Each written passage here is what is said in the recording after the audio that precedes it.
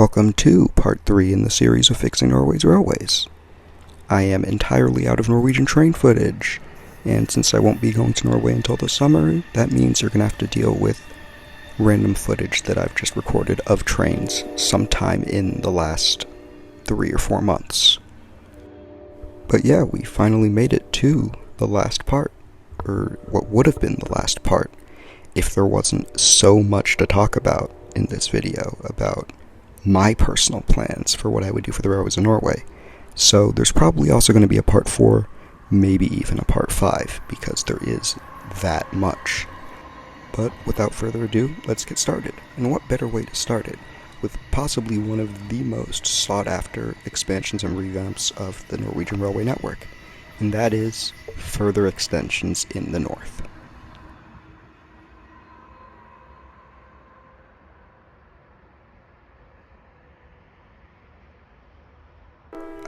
The Northern line. The line that I barely talked about in the previous video, because I said I would talk about it more in this part because of how much there was needed to fix. So let's get started with things that are not really in any concrete planning stages yet, but have been somewhat discussed by other people. The first of these is simply an upgrade to the line, and that doesn't really involve any real expansion, and that is simply the electrification of the line. Now, this is something that I would like to see happen. However, I don't think it should be sought after immediately. You see, the main reason for this is because of the state the line currently is in terms of its routing. This line has a lot of very sharp curves, meandering and deviatory routings, and electrification could help boost the top speed of the line. But I feel like that speed could be boosted even further by first removing some of the more meandering and deviatory parts of it, straightening out some sharper curves, and putting in things like tunnels and bridges to bypass certain sections, and then electrifying that, so then you don't have to re-electrify when you do those upgrades. So yeah, I'd say hold up on the electrification until those upgrades are done. But now is the fun part about the Northern line, and that is the extensions further north. The first one that stands out to a lot of people is to extend it to the Ofoten line at Narvik, but I don't think that that is where this extension should end. Instead, I have proposed to extend it even further to Tromsø. I mean, you don't even have to end in Tromsø. You could take it even further to places like Alta, Hammerfest, even Kirkenes if you really wanted to, but those areas are a lot less dense, and that's saying something because we're still talking about Northern Norway. So, for at least this part, we're going to stick to talking about an extension from Fauske to Tromsø, not further north to Alta, Hammerfest, or Kirkenes. But I might discuss a potential extension up there in a future part, who knows? This is a very rough draft of a map that could show the potential route a line between Fauske and Tromsø could take. Station locations were somewhat hard to determine because, well, a lot of the cities in this area are very, very, very small.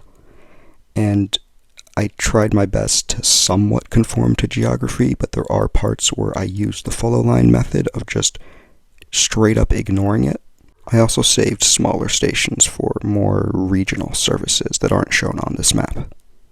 You might have noticed something about this map if you're from Northern Norway, though, and that is the routing. When you look at the routing more closely, there are a lot of small towns and communities that just get completely bypassed by the line itself. The most notable and stark example of this is the town of Kjøpsvik, with a whopping population of... right. Man, the quarry and the harbor really made it look like a bigger city. Even though for some inexplicable reason, all the ferries go to the much, much smaller town of Storå, which has a very pathetic looking ferry terminal. I'm getting sidetracked, where was I? Oh yeah, why did I bypass all of these other areas in my plan? Well, there's a pretty simple answer. Norwegian geography. More specifically, fjords.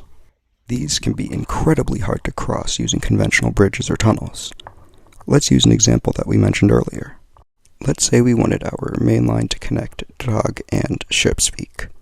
You might be thinking that distance is the issue here, but it really isn't. If you really wanted to tunnel all the way between Drag and Skeppsvik, there's nothing really stopping you. We have much longer tunnels and bridges in the world, and plus there's that island between them. Huløya.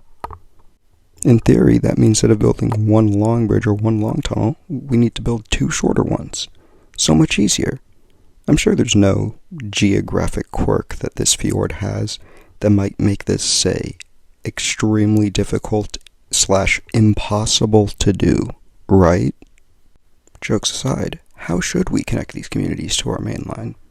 Well, we can use a thing that rail lines have been using, well, basically since the invention of railroads. Branch lines. There are quite a few possibilities for branch lines along this route, so let's do a quick rapid-fire list of a few.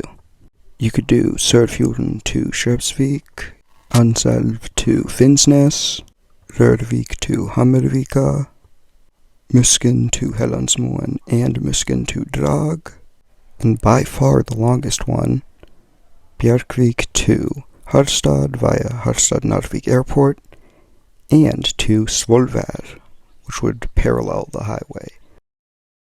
Now that we've tackled my plans for the Nord-Nordland line, we can move south to the current Nordland line.